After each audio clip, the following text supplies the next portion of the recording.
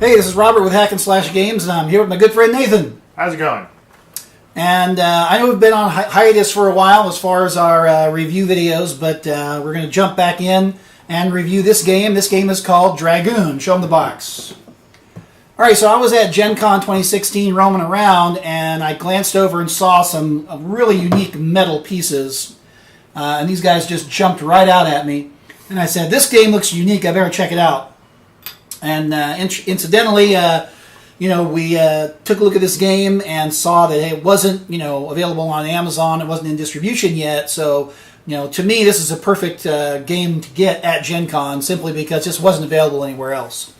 I didn't really have time to do a demo at Gen Con, but I had high hopes for it. Took it home, and last night, 4 of us sat down and played the game. And so we're going to kind of go over a little bit of the game mechanics, tell you what we liked about it, and go from there. So I'm going to turn it over to Nathan. He's going to tell you a little bit about the game mechanics and more specifically what you're trying to do in this game.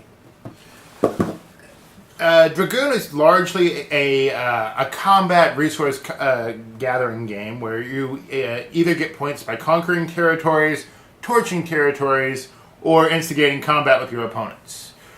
You can raid their lairs, you can torch their cities, or you can just try and build a little empire of your own.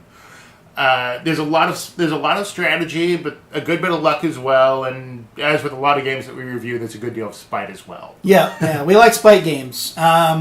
So off that, I should mention that we went into this game completely blind. We literally read the rules, sat down and played, and we didn't go over like all the different cards, which a lot of the strategy is actually built into the cards.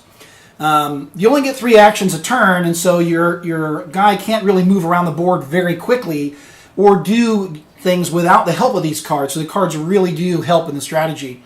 And one of the things that I would recommend for folks when you do play this game is to really sit down and read the cards first, because it'll change gameplay quite a bit and allow you to do different things that you wouldn't normally have thought of. Though there is a bit of merit in the surprise factor of, wait, you did what? Yeah, we had a lot of that in that game.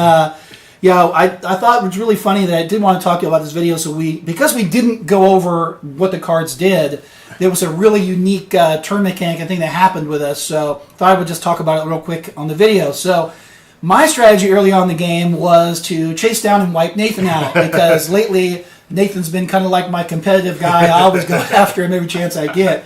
I used to do that with Chris, who's hiding behind the camera back there, but Nathan's giving me a little more of a challenge, so I've been going for him a lot lately. So my strategy was to chase him around the board as well as I could. I had some cards in my hand, some critical strike cards, which basically gave me the upper hand in a one-on-one combat.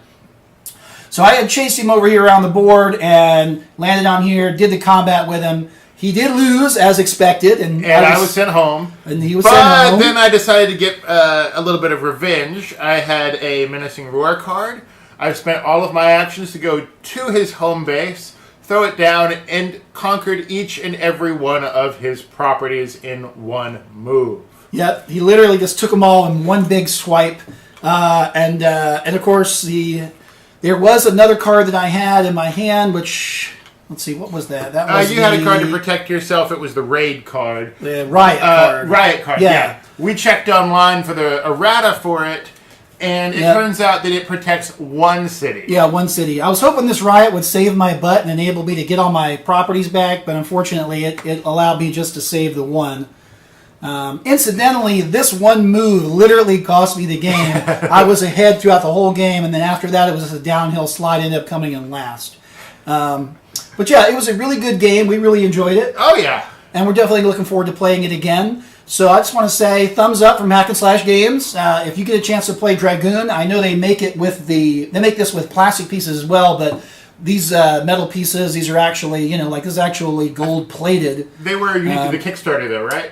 No, this is a new thing that they just did recently. So, okay. Yeah. I think the original Kickstarter did use plastic pieces, and the one that they're doing online now actually has the actual plated metal. Okay. So yeah, definitely give this a try. Also want to throw one last thing out there. When I originally picked up my game at Gen Con, it was missing one of the pieces. And the folks at Laid Waste Games, their customer service, A1, they replaced my little metal piece in about 3 days with a simple Facebook post. So if you're out there, thumbs up on that too. Great customer service is the best thing when you're running a game company, especially a small game company. So Don't be Comcast. that's right. All right, guys. Thank you very much for watching. This is Robert with Hack and Slash Games, and we give Dragoon 2 thumbs up. Give it a try.